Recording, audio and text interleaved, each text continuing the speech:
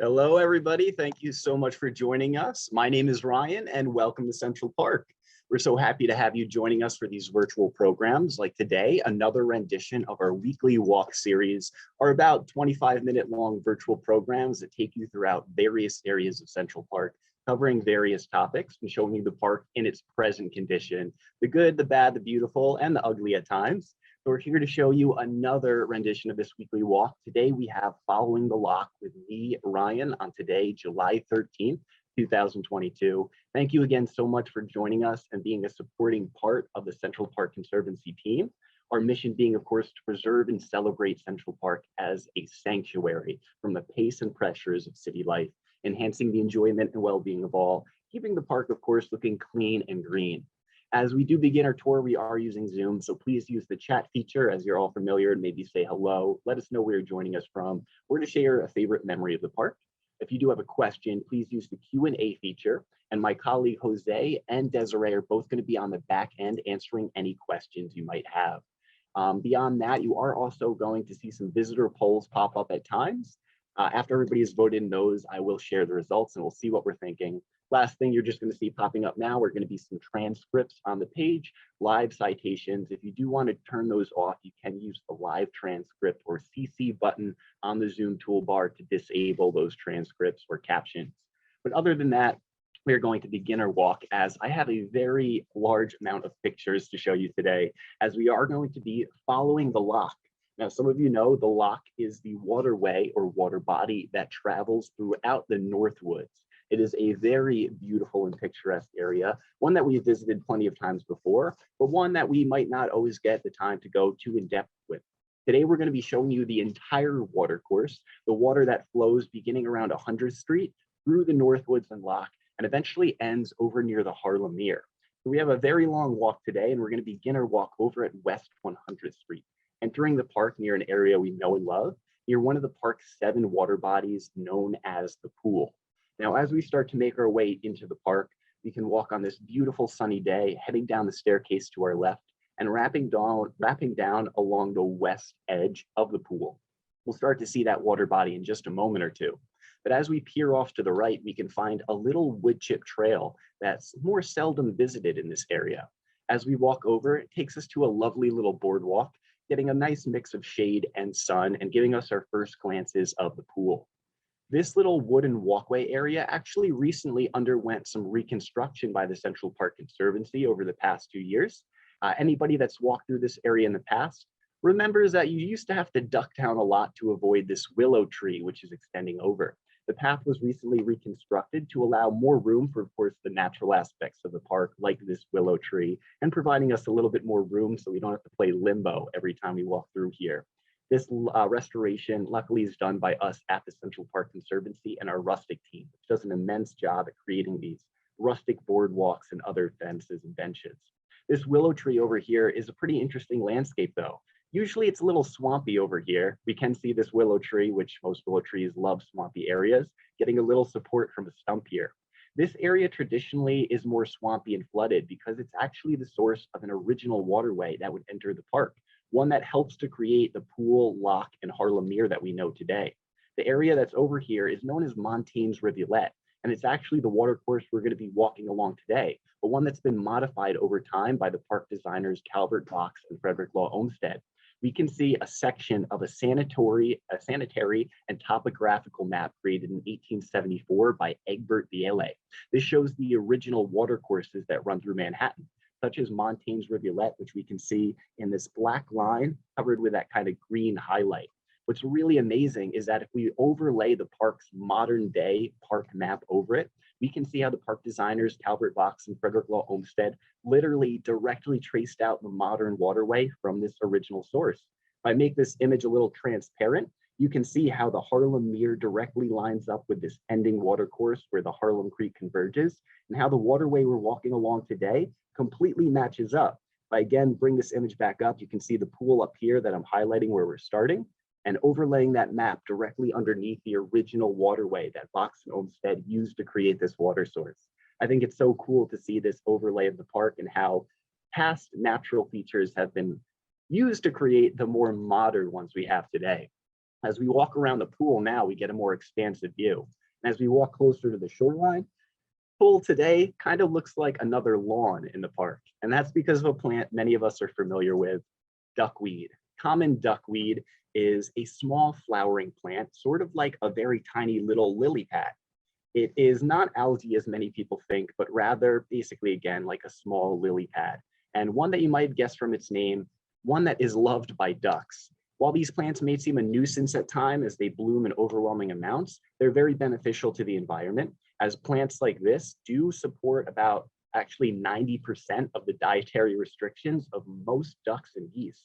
So they can be very beneficial even when they're blooming in high numbers. And of course, walking around the water, you will see not only duckweed, but mixes of algae. While algae can at times, depending the species or specific type of algae, be dangerous, it often is very beneficial. It does create these nice swirls and patterns, which look disgusting to some, but which I always find relaxing and calming. Algae is beneficial though, as I mentioned, and interesting thing to think about is really how much we're getting from algae. I'd actually like to launch a poll on algae real quick and let everybody vote in that.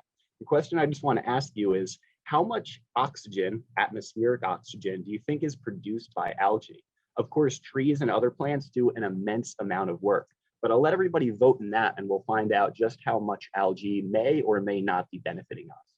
But whether you enjoy the algae swirls or not, we can always enjoy the beautiful views we get from sitting along a water body, and sitting on the rustic architecture benches like this that surround the pool give us beautiful views over this duckweed-filled water body right now.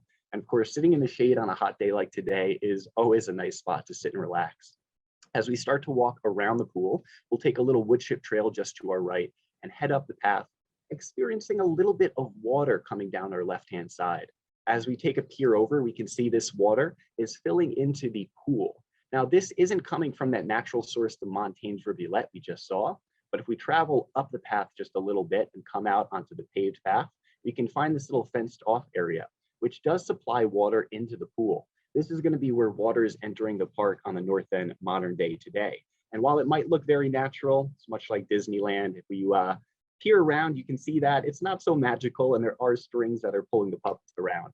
Here in Central Park, waterways like this are coming from supplemented water from the Croton Aqueduct, New York's first water supply, completed before the park in 1842. Initially, as the park was being constructed, and still to this day, this water would be used to supplement the park's waterways, its water bodies, and even the fountains that we find throughout the park, taking away, hopefully not the magic of the park, but rather making it a little bit more impressive in all the infrastructure that goes into creating this beautiful effect.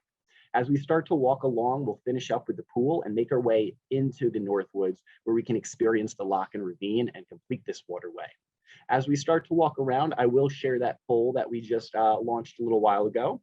And the results, drum roll, algae is responsible for producing 70% of the atmospheric oxygen that we have on Earth. One of the reasons is because 71% of the Earth is covered by oceans.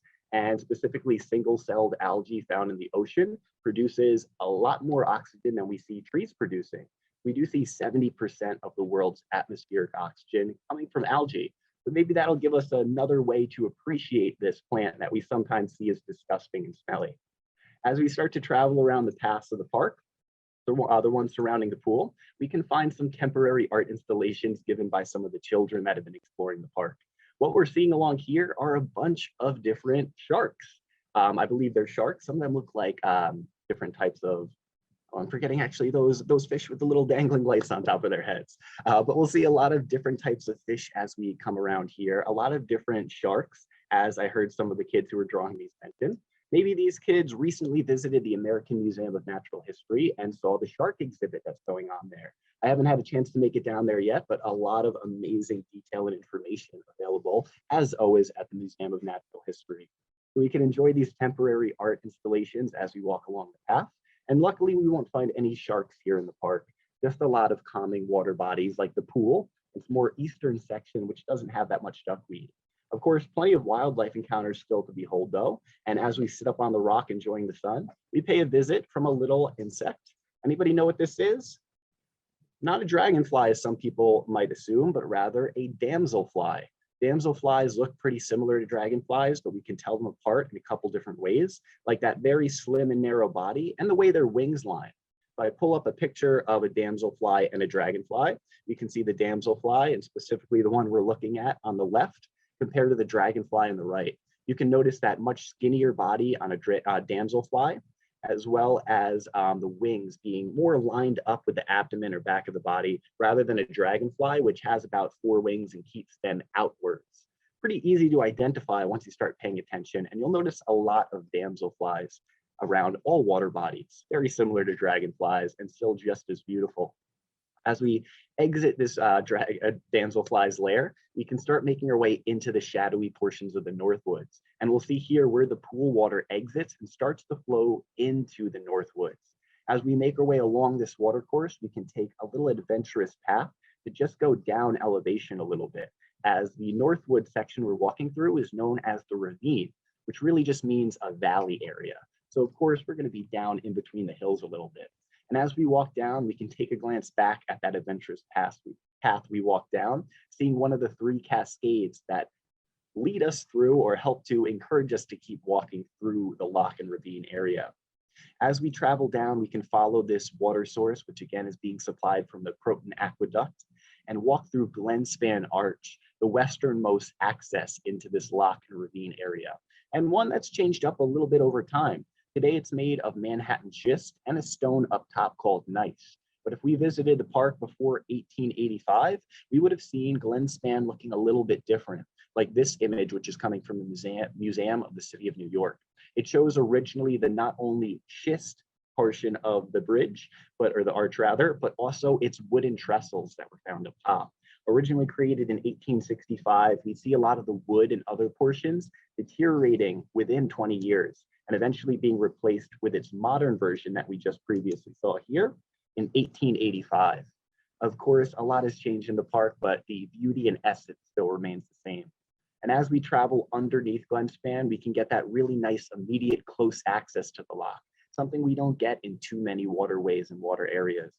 So as we travel along this nice stone path, we can also notice that we're not the only ones in here. And while we do see a lot of wildlife in the open water bodies and larger areas, that doesn't mean that we can't find the same wildlife here, like this turtle who is giving us a little bit of an intimidating look, probably doesn't want any company while he's sunbathing. But of course, plenty of wildlife to enjoy if we keep our eyes open. And as we keep walking, we can take some of the adventurous paths that give us a little bit more of an immersive experience here, like these wood chip trails, which again, give us a comforting walk for our feet, but also bring us right up and close to the action of the loch. The loch is again a small stream or waterway that passes through the Northwoods, taking its name from the Scottish term loch or lake. It doesn't really appear like a lake in many sections, as typically it's this slow moving stream. But as we continue up the path, we will find where it pools up and kind of gives more definition to its name, loch. As we're walking along these paths, though, we can appreciate the little things, such as the rustic architecture, which helps to make this experience really that much more full and enjoyable. Along this little wooden border, I did notice something that made me a little excited, a type of fungus. I love seeing fungus and mushroom throughout the park, and many a times we assume that mushrooms are really just the plants themselves. A lot of us might not realize that fungus is actually a plant growing underground, and the mushrooms we tend to see are actually the fruiting bodies of these plants. So this is actually some type of shelf fungus. I'm not sure exactly what it is. It is a saprobic mushroom, saprobic meaning that it is a wood-consuming mushroom, basically feeding off of dead wood and things like that. But what's really interesting is with this specific mushroom, we can see the actual fungus itself. Again, the fungus isn't this piece that's coming off, but it's actually rather this white kind of sugary or spider web looking stuff, which is called mycelium. Mycelium is actually the internal web or the plant itself, the fungus that's growing underground through wood, sometimes even exposed out on rocks. And this mycelium kind of looks like spider webs. It's basically fibery, white, kind of almost like a nervous system that runs underground. And what's really amazing about this is that it helps to connect not only types of fungus, but other plants together. You may have heard of how forests and areas kind of live and breathe and communicate with one another. That's because of mycelium, which will bond tree roots, other plants, and really the whole forest together, allowing for the share of nutrients and even communication between plants. And it's thanks to the beautiful mycelium, which we can see starting to pop off of this saprobic mushroom here. So again, keeping your eyes open for things that might not look too colorful and bright, still hold a lot of amazing discoveries like this. As we walk by this mushroom, we can make our way over some of the rustic architecture, which blends into the park so well, really giving us, again, that great experience here, because we're not seeing any metal statues or anything that takes away from the woodland we're in, but rather just seeing the forest almost growing this type of architecture right out of the ground. As we make our way just past that little bridge, we can come over to a very sunny area where we can get a lower or more elevated view over this portion of the loch. Looking over, we can see some of that duckweed, or a lot of that duckweed's been washing down here. We will occasionally take out and net and block out some of the duckweed when it reaches an overwhelming amount. But again, it does serve a use for a lot of the wildlife in the meantime. Looking over this area, you'll notice the loch is much like the pass of Central Park. You can't see the entirety of it from any one point, and you have to keep adventuring around to be able to truly experience the entirety. So we'll keep walking around to experience some other sections of the loch as we reach about halfway through. As we make our way up the path just a little bit more, we can come down one of these other little wooden walkways, or these little wood chip paths rather, that bring us down to a more viewable point of the loch.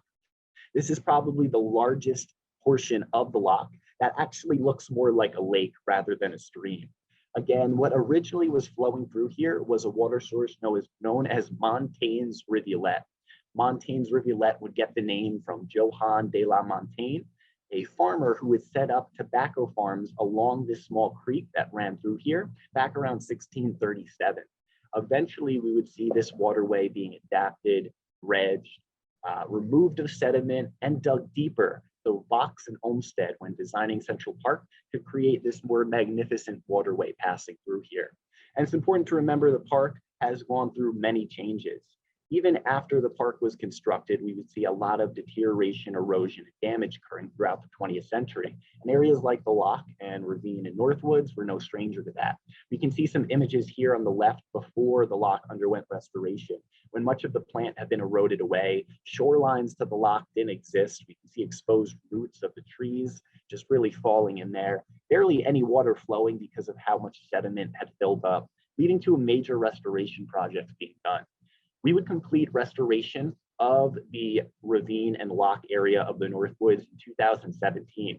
Actually, during that year, there were many different projects we completed in 2017. I'll actually have my colleague Jose share an article that tells you just about a handful of the restoration works, including this one that we at the Central Park Conservancy completed in 2017. On the right-hand side of this photo, you can see some of the work we did, bringing in cranes to actually be able to dig out the sediment, reduce a lot of that silt that flushed into the waterway, eventually establish new shoreline plants and create a much healthier landscape. And one today that provides us a lot more access, because one of the main things we did during that time was not only improve technology, but provide more areas for people to experience the loch and the beauty of this area close up.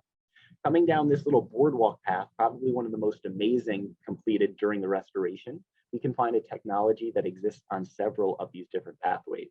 So what we like to call outdoor carpet, or magic carpet at times, this outdoor wild carpet, basically a wood chip path where the wood chips are held together with an adhesive binder, making the wood chip path more flat and level for wheelchair and stroller access, but keeping it drainable or more porous, so when it does rain or we get flooding, the water will sink right through rather than washing a bunch of debris back into the loch. This pathway is really amazing, and not only does it feel nice, but again, provides access for people that might not normally have access. As we walk up the path, we can see not only is it a nice little area to relax, but also one that brings us up close wildlife encounters. The squirrel in this picture is blending in very well to the nice rustic fencing and boardwalk that we're walking on, pictured just lying down there on the left-hand side.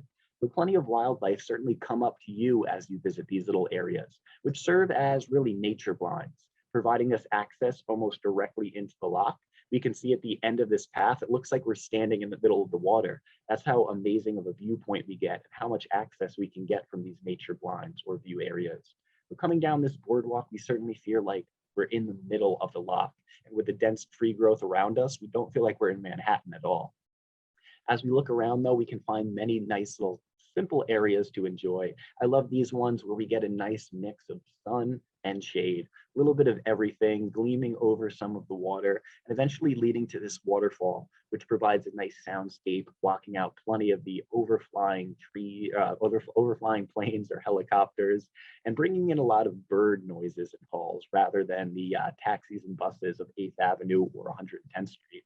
But as we walk through this area again, we get a nice top view of this cascade or waterfall. And again, these waterfalls didn't exist here prior, but were created by Box and Olmsted, who would stack different rocks, supplement in extra water, and create these more magnificent view pieces. We see a lot of this beauty helping to bring people up to the northern end of the park, while the forts, like many of the forts we visited last week, or you may have learned more about in Jose's Northern Forts tour recently, or coming up rather, on tomorrow, I believe, you'll learn more about really the historic elements that would bring people up to the park. But once people were able to walk through the Northwoods in the early days, seeing sites like this would keep them coming back. And we actually have a lot of history that exists in this area beyond just military history. Many people don't really notice the small trickle of water that exists just to the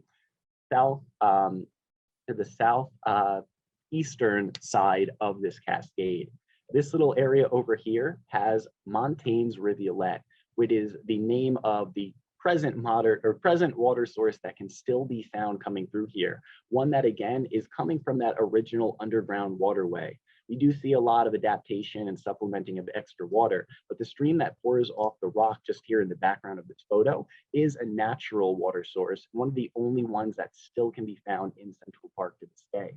What you would have at one point seen passing through here well before this became Central Park, you would have seen the little ladle we can see on the bottom of this picture, located up here, actually posted right along one of the rocks up here. This ladle was actually discovered during the 20th century restoration, or actually 21st century restoration of the Northwoods, actually around about 2015-ish or so. We do see restoration work included in a couple areas up here. And when we were kind of repositioning things, fixing up the rocks that had fallen over, we actually discovered this ladle, which is believed to date back to probably the 19th century. This would have been used by people passing by, as it was bolted up to this little key ring, which can still be found in the location, allowing people to use this cast iron ladle to scoop up some of the fresh drinking water and continue to drink before continuing on their journey.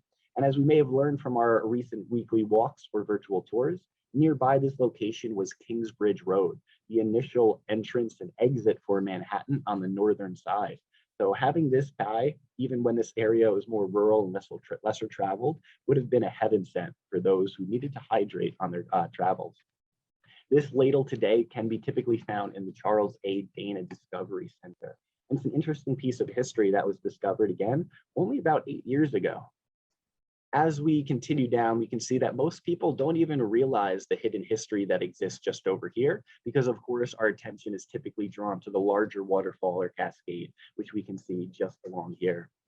As we start to continue along the Loch's waterway, we do have to take a little bit of a detour, because as the water does pass under a stone bridge beneath our feet and start heading east, we don't have the opportunity right now to continue following it directly. And that's because Huddlestone Arch is closed off, which we can see in the back of this photo, due to the restoration work we probably heard of at Lasker Rink going on. So we'll take a quick little detour, just actually going to the left of this path, and then taking a quick right so we can take this little wood chip trail or dirt path trail up to one of the drives. Walking along this kind of midsection of the east and west drives, we can walk along that fencing and bypass all that construction site.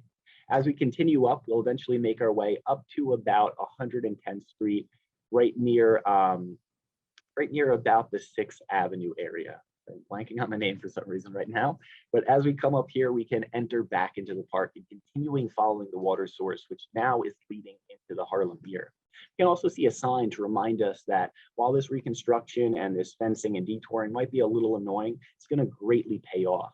because in the past, we would see the Loch running continuously from the pool through the North Woods and ravine and into the Harlem Mere uninterrupted.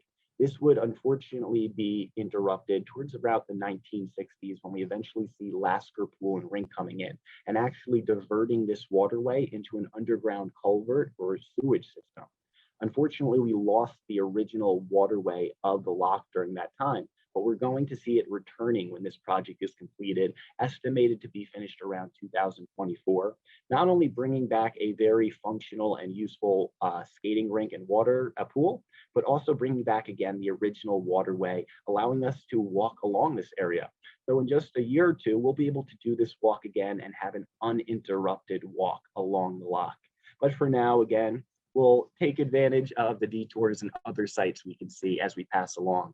And we'll continue now along the Harlem Mere, which still looks beautiful even with construction in the background. Of course, this spacious area gives us plenty of areas to picnic and enjoy the beautiful views that can be seen from every angle of the Harlem Mere. Much like the Loch, the Harlem Mere is a, rather than Scottish, a Dutch word for lake. So we see the Loch, Scottish for lake, and Mere, Dutch for lake, bringing us over to this ending point. As we do continue around, we're going to see where this water finally exits the park.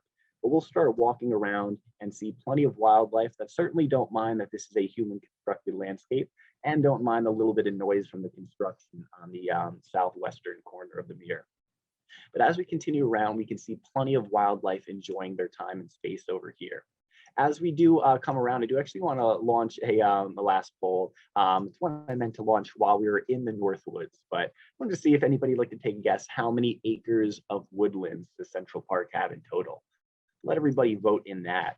As we continue around, though, we can make our way to a little bit different than a woodland, a nice pastoral water body, one that has plenty of shady areas for wildlife, like this double-crested cormorant to hang out. Double-crested cormorants are a favorite diving bird that we can see perched all over the park's water bodies, down from the reservoir to the pond, all the way up here to the Harlem Mere.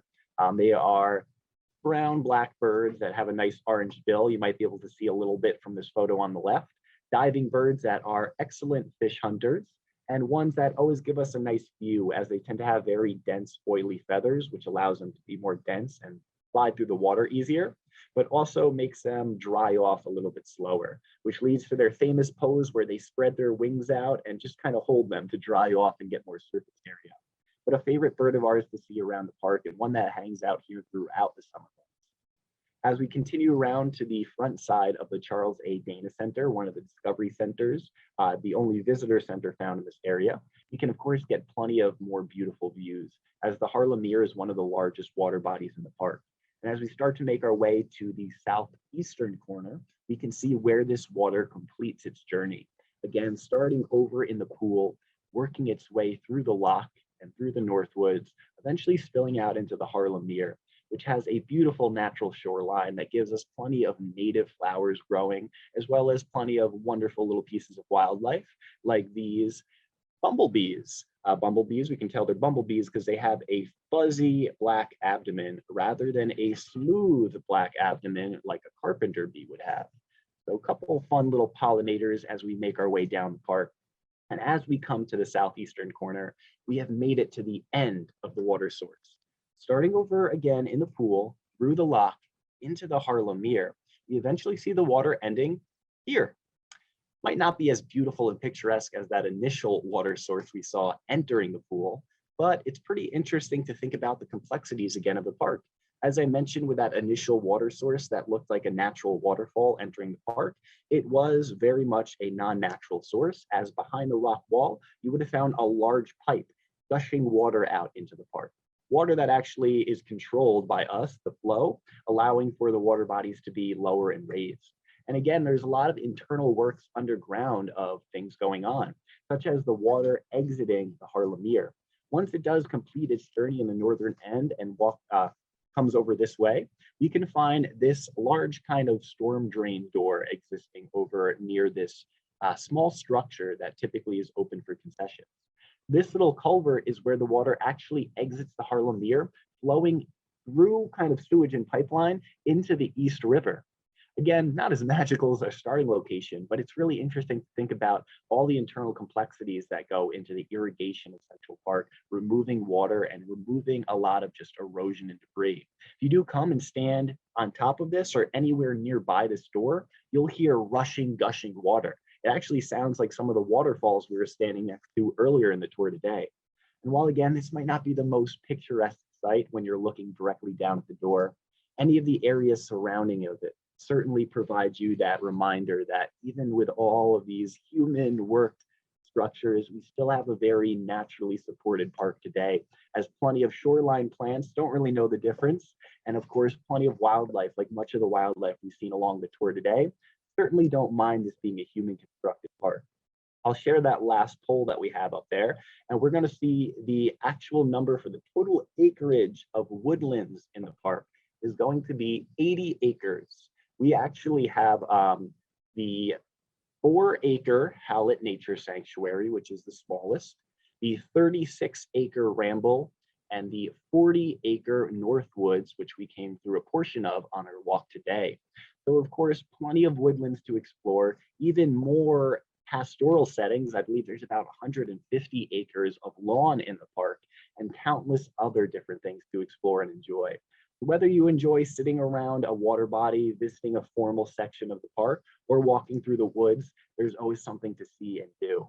And as you can see on our walk today, we covered a good bit of ground as we have explored the entirety of the Loch's watercourse, starting at 100th Street, seeing where that water naturally enters the park at Montaigne's Rivulet, right near that second walking icon, as well as where the supplemented water comes in at that third walking icon, and eventually where the water exits over at this very last stop before ascending over to the East River. But of course, a lot of complexity and of course, always naturalistic beauty to behold within the park. And as you do continue to explore around the park, consider visiting maybe some of the other woodlands and other interesting landscapes, like the lesser explored Hallett Nature Sanctuary. Now, the only woodlands planned for the park were the Northwoods and the Ramble. Hallett Nature Sanctuary has a pretty interesting history. It was not always meant to be a woodland. We do have a couple of these tours happening in person this month. So if you're in the area and want to learn, either in July, August, or September, stop by and visit the smallest woodland in the park, which also tells you a lot about the pond, one of the more famous water bodies, and dive into, again, just the rich history and natural beauty that we have today for the 80 acres of woodlands in the park. But of course, there's always something to see and do. And if you want a more relaxing and musical exploration in the park, I highly recommend visiting this Sunday, July 17th, where we are going to be continuing the Harlem Mere Performance Festival. We're having the inaugural kickoff for this year starting July 17th. And it's actually the 29th anniversary of this public program occurring. So please join us. They're going to continue starting this Sunday and every Sunday throughout the summer months up until about Labor Day, if I'm not mistaken. But you can check the chat box right now. My colleagues will drop some of the links for this upcoming Harlem Mere Performance Festival, as well as tours like the Hallett Nature Sanctuary, and even some articles relating to the restoration of the park. So again, a lot to read up on, a lot to attend, and a lot to see and do in Central Park, as always. We do want to thank you, of course, though, for being a part of these weekly walks and our in-person programs, whether they're musical offerings, tours, you name it. We love to have your support, and we're really grateful to have you joining us on virtual and in-person tours. Of course, a lot to see and do. You can check the chat for upcoming programs or our website, centralparknyc.org. I will be leaving this room open for any unanswered questions we might have. But as always, thank you so much for joining us. We hope to see you soon.